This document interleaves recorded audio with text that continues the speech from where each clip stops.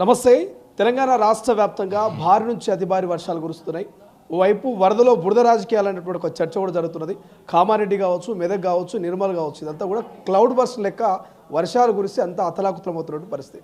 ఓవైపు రాష్ట్ర యంత్రాంగం అంతా కూడా ఏరియల్ సర్వే చేస్తూ ఉంది. ముఖ్యమంత్రి కావచ్చు, ఉత్తమ్ కుమార్ రెడ్డి ఇదంతా కూడా. అయినప్పటికీ ప్రతిపక్షాలు కామెంట్ చేస్తున్నాయి, ప్రజల్ని పట్టించుకోవట్లేదు, అక్కడ యూరియా కొరత కావచ్చు, అక్కడ స్థానికంగా ప్రజలు వర్షాలతో ఇబ్బందులు పడుతున్నారు, రాష్ట్ర ప్రభుత్వం పట్టించుకోవట్లేదని ఒక చర్చ జరుగుతున్నది.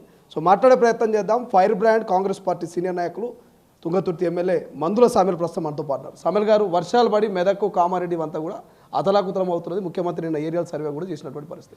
బట్ ప్రతిపక్షాలు విపక్షాలు కామెంట్ చేస్తున్నాయి. ఏం చెప్తారు? ఏం సహాయక చర్యలు చేపడుతున్నారని ఏం కామెంట్ చేస్తున్నారు?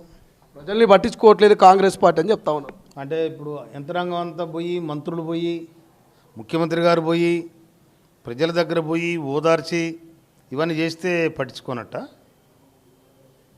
ఇప్పుడు హరీష్ రావు, కేటీఆర్ పోయి ఏ వరదల మునిగి చేయి పట్టుకొని తీసుకొని వచ్చిండ్రు? ఏ వరదల సంగారెడ్డిలో హౌసింగ్ కాలనీ మునిగితే హరీష్ రావు పోయిండా, లేకపోతే కేటీఆర్ పోయిండా? ఎవరు పోయినరు? అంత బురదలే రాజకీయం చేస్తారు తప్ప ఉచ్చదాది వినవా? వాళ్ళంతా బురద అయినరు, మడుగులో పడరు, ఆగం అవుతుండ్రు. ఆ మడుగుల పడి అటు ఇటు పోయి ఢిల్లీకి పోయి ఎవరు కేజ్రీవాల్ కూడా పూసిండ్రు బురద. ఆయన కూడా పోయిండు గోవింద మంగళం. అటు ఇటు చేసిర్రు. హరీష్ రావు, కేటీఆర్ ఇద్దరు కలిసిర్రు. అటు ఇటు చేయలేను, మరదలను చిన్న సాగనంపారు. ఇంకేముంది వాళ్ళ బురద రాజకీయాలు ఇప్పుడు మొదలవుతాయి. ఇక నిన్న సుశీరా కేంద్ర మంత్రి బండి సంజయ్, వర్కింగ్ ప్రెసిడెంట్ కేటీఆర్ ఇద్దరు అలైబలై తీసుకున్నారు. దాని మీద కామెంట్ చేస్తారు. ఇప్పుడు ఏమవుతుందంటే వాళ్ళు గోడ అవతలంగా రాలేసుకుంటారు, చిల్లర రాలేసుకుంటారు. సంసారం తర్వాత చేద్దాం కానీ ఇప్పుడైతే సాటుగా ప్రేమించుకుందామని. బండి సంజయ్ కేటీఆర్ ప్రేమించుకుంటారా? అయినావా? చెప్పేదేను వచ్చే దాంట్లో పొత్తు పెట్టుకుందాం, ఇప్పుడైతే మాట ముచ్చిన ఇట్ట పట్టుకుందామని చిల్లర రాలేసుకుంటారు. గొడవించేది తలకావు పడితేటే, ముఖం పడితేట కాదు. అట్లుంది ఇలా ముచ్చట. ఏం చెప్తారు? రేపటి నుంచి అసెంబ్లీ షాల్ కాబోతున్నది. ఈ అసెంబ్లీలు ఎట్లుండబోతున్నారు? ఓవైపు మేము చీల్చి చెండాడతాం, మా హరీష్ రావు ఒక్కడు చాలు అని చెప్పేసి చెప్తున్నటువంటి పరిస్థితి బీఆర్ఎస్ నాయకులు. కాళేశ్వరం నివేదిక మీద ఎట్లాంటి చర్చ ఉండబోతున్నారు? ఇప్పుడు కాళేశ్వరం బొర్రెపడ్డది. ఇలా పోచారం ప్రాజెక్టు ఉంది కదా, పోచారం ప్రాజెక్టు 100 ఏళ్ళ నాడు కట్టిన ప్రాజెక్టు. అది చెక్కు చెదరలే. అవునా? నీకు నాగార్జున సాగర్ డ్యామ్ చూర్రి, నాగార్జున సాగర్ డ్యామ్ చెక్కు చెదరలే. 70 ఏళ్ళ నాడు కాకతీయ రెడ్డి రాజులు నిర్మించిన చెరువులు ఎక్కడ చెక్కు చెదరలే. కాళేశ్వరం పిల్లర్ బొర్రెపడ్డది. ఎవడు పడేసిండు? ఆర్ఎస్ ప్రవీణ్ కుమార్ గతంలో బాంబులు గీంబులు పెట్టిరేమో కాంగ్రెస్ వాళ్ళు, అందుకే కూలిందని కూడా కదా. ప్రవీణ్ కోసం మాట్లాడితే అంతక్కడ ఇజ్జత్ తప్పిన మాట కొట్టలేదా? వినవా?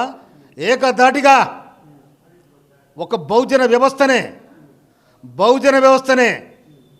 ఇలా తాకట్టు పెట్టి కేసీఆర్కు దాసోహం అయిపోయాడు. ప్రవీణ్ కోసం ఒక్క మాట కూడా మాట్లాడు. అది విలువ తక్కువ మాట. జాతిని వంచిన మాట అది. విన్నావా?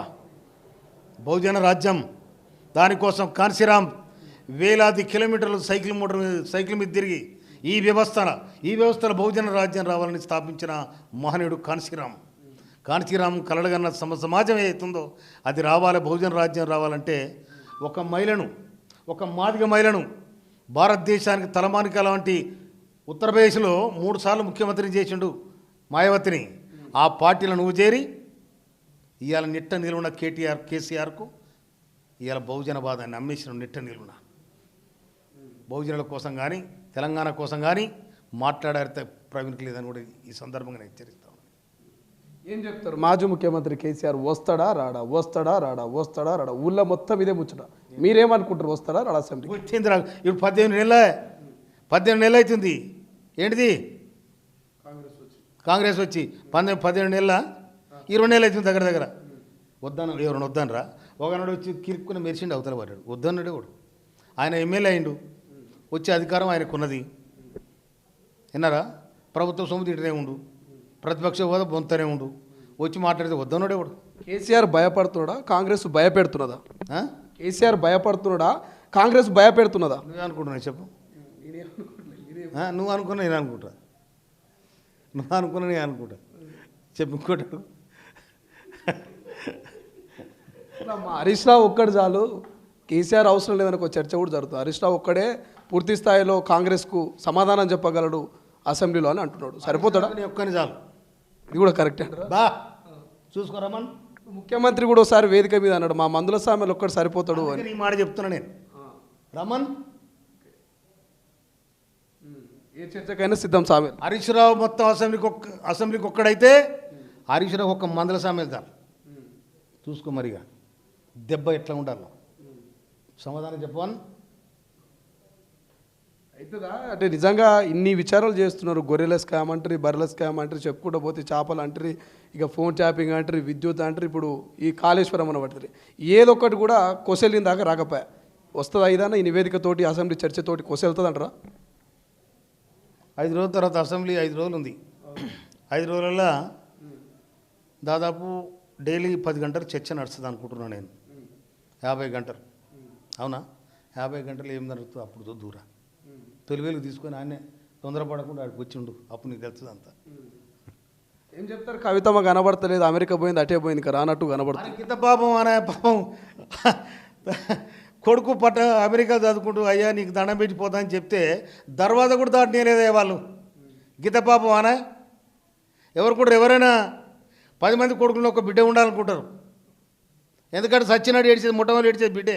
కోడలేదో కొడుకేవడు గోడున తల్లి మీద పడి ఏడ్చేది బిడ్డనే. అందుకోసం బిడ్డ కావాలంటారు. ఒరి ఏమో బిడ్డ వచ్చి కొడుకుని తీసుకొని వచ్చి దండం పెట్టి అయ్యా నా కొడుకును ఆశీర్వదించారు. కొడుకుని లోపల తీసుకొని బిడ్డను దర్వాజాలకి వెళ్ళి ఎలగొట్టి వీళ్ళు ఎక్కడి సంప్రదాయము? ఈ సంప్రదాయం వీళ్ళకే ఉందా? దేశమంతా ఉందా? దేశమంతా వీళ్ళ సంప్రదాయం ఏంటి? ఈ వ్యవస్థ కూడా ఉండదా? ఈ కుటుంబ వ్యవస్థ కూడా ఉండదు. ఈ బంధం అనుబంధాలు కూడా ఉంటాయి. బహుశా వీళ్ళే చెప్పొచ్చు, అరే కవిత లోపల రాని ఎక్కడైనా కేటీఆర్ చెప్పొచ్చు, వద్దులే అని హరీష్ రావు చెప్పొచ్చు. ఇంకేముందాడా? బీజేపీల గురించి ఏమైనా మాట్లాడతారా? ఓట్ల చోరీ గురించి చెప్తున్నారు. ఇటు బండి సంజయ్ కావచ్చు, రఘునందన్ కావచ్చు కామెంట్ చేస్తున్నారు. ఇప్పటికిప్పుడు మీరు దొంగ ఓట్లని తొలగించి అసెంబ్లీ ఎన్నికలు పెడితే కాంగ్రెస్ ఒకవేళ గెలిస్తే రాజకీయ సన్యాసం తీసుకుంటానని అంటున్నాడు బండి సంజయ్. గెలుస్తుందా ఇప్పటికిప్పుడు ఎన్నికలు పెడితే కాంగ్రెస్ తెలంగాణలో? బండి సంజయ్ బీజేపీ కోసం చాలా మాట్లాడాలి. బీజేపీ కోసం చాలా మాట్లాడాలి. అసెంబ్లీ అయినాక నాకు మైక్ పెట్టు, అప్పుడు మాట్లాడతాను. రాహుల్ గాంధీ కూడా కొట్లాడుతున్నాడు కదా, మొత్తం ఓట్ల చోరీ జరిగింది, దొంగ ఓట్లు పడ్డాయి అని చెప్పేసి. ఆయన జాతీయ నాయకుడు, పార్లమెంటు ప్రతిపక్ష నాయకుడు. వారికి ఒక అవగాహన లేకుండా మాట్లాడడం. ఈ దేశ ఔన్నత్యాన్ని కాపాడేది కాంగ్రెస్ పార్టీ. ఈ దేశాన్ని బాగు చేసింది కాంగ్రెస్ పార్టీ. ఈ దేశాన్ని ప్రాజెక్టులు కట్టింది కాంగ్రెస్ పార్టీ. ఈ దేశానికి కంపెనీలు పెట్టింది కాంగ్రెస్ పార్టీ. ఈ దేశాన్ని సామాజికంగా ఒక సెక్షన్ను ముందు తీసుకుపోయింది కాంగ్రెస్ పార్టీ. విద్యను అందించింది కాంగ్రెస్ పార్టీ. యూనివర్సిటీలు కట్టించింది కాంగ్రెస్ పార్టీ. ఇవాళ పని భద్రత కల్పించింది కాంగ్రెస్ పార్టీ. ఆహార భద్రత కల్పించింది కాంగ్రెస్ పార్టీ. మోడీ ఏం కల్పించాడు చెప్పండిగా? మోడీ ఏం కల్పించాడు? అయోధ్యలో శ్రీరాముని గుడి కట్టించాడు. ఆడు ఊడిపోయాడు. గుడి కట్టిన కాడ గుట్టుకో అన్నాడు. కాంగ్రెస్ పార్టీ ఏం చేసింది? 2004లో మన్మోహన్ సింగ్ గారు ప్రధానమంత్రి అయినాడు. ఇక్కడ రాజశేఖర రెడ్డి గారి ముఖ్యమంత్రి అయినాడు. దేశం ఉన్న కోట్లాది మంది వాళ్ళకు పనికి భద్రత కల్పించాలని, పని భద్రత కల్పించాలి. అందుకోసమనే మహాత్మా గాంధీ జాతీయ ఉపాధి పథకాన్ని పెడితే ఇవాళ దాదాపు భారతదేశంలో ఉండబడిన 80 కోట్ల మంది, దాదాపు 90 కోట్ల మంది ఇవాళ పని లేని రోజుల్లో గడ్డపార పట్టుకపోయి ప్రకృతిని కాపాడుతూ ఇవాళ పని భద్రతను తీసుకున్నారు వాళ్ళు. అది కాంగ్రెస్ పార్టీ సిస్టమ్. మీరేం చేసిరా? యూరియా గురించి ఏమని చెప్తారా? కేంద్రం మధ్య రాష్ట్రం మధ్య ఈ యూరియా కోసం నవ్వుతారు బీజేపీ వాళ్ళు, సంకర కొట్టుకుంటారు. యూరియా కేంద్ర ప్రభుత్వం సప్లై చేయాలి. జర కాంగ్రెస్ పార్టీలో రైతులు జర అటు ఇటు పడి ఇబ్బంది పడితే వాళ్ళు నవ్వుతున్నారు. వాళ్ళు ఒక తెలంగాణ పౌరులుగా కేంద్రంలో ఉన్న కిషన్ రెడ్డి, బండి సంజయ్ మా తెలంగాణ రైతాంగాన్ని బాధ రానియకూడదు అని చెప్పి మా ఎంపీలు అందరూ పోయి కొట్లాడినా కూడా సోయిలే కూడా మాట్లాడుతూ ఉన్నారు. మేము ఎప్పుడో యూరియా పంపించామంటారు. ఏడున్నా యూరియా?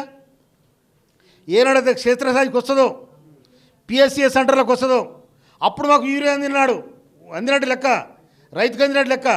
ఎక్కడ అందింది? మీరు ఎందుకు చేయరా పని? అందుకోసం రైతుల పట్ల ప్రేమ లేదు వాళ్ళకు. గులుగోపురాలు ఒక వ్యవస్థను పట్టుకొని వాళ్ళు చేస్తారు తప్ప అక్కడ బురదలు చేస్తారు. రైతు కోసం ఇబ్బంది పడుతుంటే యూరియా సప్లై చేయకుండా ఏం చేస్తారు మీరు? మా తుమ్మలాశ్వరరావు గారు అగ్రికల్చర్ మినిస్టర్ బ్రహ్మాండ దానికి సమాధానం చెప్పాలి. తుమ్మలాశ్వరరావు గారు డే టు డే గంట వాడిని పరిశీలిస్తూ రైతులకు ఏడంగా వస్తుంది యూరియా, ఎట్లా వస్తుంది, ఎన్ని వ్యాధులు వచ్చినాయి అనే దాని మీద వాళ్ళు పరిశీలన చేస్తూ ఉన్నారు. కేంద్ర మంత్రులుగా ఉన్నారు మీరు. ఈ హైదరాబాద్ చుట్టూ తిరుగుతారా వీళ్ళు? హైదరాబాద్ చుట్టూ ఆ చార్మినార్ ఏది ఆడ గుడింది, ఏం గుడి? భాగ్యలక్ష్మి గుడి, ఈ పదబస్తీ, లేకపోతే గాంధీనగర్. గీనేనా మంత్రులు పోయి కేంద్రంలో కూర్చోవాలి బ్రహ్మాండంగా. ఇంకోటి నాకు విచిత్రం ఏమంటారంటే దాదాపు 70 మంది దాకా ఉన్నాడు మంత్రులు కేంద్రంలో. నాకు ఇంతవరకు తెలిసి ఎస్సీ మంత్రులు ఎవరో, ఎస్టీ మంత్రులు ఎవరో, బీసీ మంత్రులు కూడా తెలియదా? ఏమో నాకు అర్థం కాదు. ఇంతవరకు ఒక్కడు రాలే. ఒకనాడు బంగారు లక్ష్మణ్ ఈ దేశానికి భారతీయ జనతా పార్టీ అధ్యక్షుడు ఉండే, తేలక పేరు పెట్టి, తేలకనా అది ఏది ఇది పెట్టి ₹1,00,000 తీసుకుంటానని అని పీకేసిన అడ్డంగా బంగారు లక్ష్మణ్. కానీ ఒక బలహీన వర్గాలకు, ఒక దళితుడు ఒక స్థాయి ఉంటే వాళ్ళకు ఓరలేరు. వాళ్ళు రైతుల పట్ల అవగాహన లేదు. అది ఎట్టో పొరపాటున వేసిరా ఓట్లు. మొన్న ఆ 8 సీట్లు ఎట్టు వచ్చినా కూడా అర్థం కాదే. మరి ఇక ఇది ఏమైనా మతలబు చేసిరా, ఏం చేసిరా? ఆ పని మీదనే రాహుల్ గాంధీ ఉండు, ఆ పని పడతాడు. ఇక ఒక్క మాట, ఇక లోకల్ బాడీ ఎన్నికలు ఎట్లుంటుంది? నోటిఫికేషన్ వస్తుంది అంటున్నారు, ఈ అసెంబ్లీ తర్వాత ఉంటుంది అంటున్నారు. ఎట్లుంటుంది లోకల్ బాడీలో? బీజేపీ మేమే గట్టిగా ఉన్నాం, గట్టి పోటీ అంటున్నది. కాంగ్రెస్ ఎట్లుండబోతుంది? ఏంటిది బీజేపీ గట్టిగా ఉంటాం, మేము గ్రౌండ్లో గట్టిగా ఇస్తామని అంటున్నారు బీజేపీ వాళ్ళు. గట్టిగా ఓట్లు మాకే పడతాయి. జడ్పీటీసీ పిస్తారికి మట్యా ఏంటిదే గట్టిగా ఉన్నది. టోటల్గా కాంగ్రెస్ గెలుస్తుంది. బీఆర్ఎస్ పార్టీని పొరకబెట్టి చూసినట్టు అయితే ఈ దెబ్బతో ఇక పొరకబెట్టి చూసినట్టే. Thank you so much. ఇది మొత్తం మీద ఫైర్ బ్రాండ్ మందుల సమ్మెల్ అసెంబ్లీలో హరీష్ రావుకు నేను ఒక్క నిజాలు. సో హరీష్ రావు అనుకుంటున్నాడు ఆ అన్ని సబ్జెక్టులకు నేను సమాధానం చెప్తా. సో చూద్దాం రేపు 5 రోజుల అసెంబ్లీ తర్వాత ఏం జరుగుతుందో మీకే తెలుస్తున్నట్టు తెలంగాణ ప్రజలకు చెప్తున్నటువంటి పరిస్థితి. చూద్దాం ఏం జరుగుతున్నది, తెలంగాణ పాలిటిక్స్ ఎటువైపు దారి తీయబోతున్నాయి. కెమెరా పర్సన్ అజయ్తో శ్రీశైలం, తొలి వెలుగు, గాంధీ భవన్. అసలైన తొలి వెలుగు. ఫాలో వాట్సాప్ @తొలి వెలుగు official.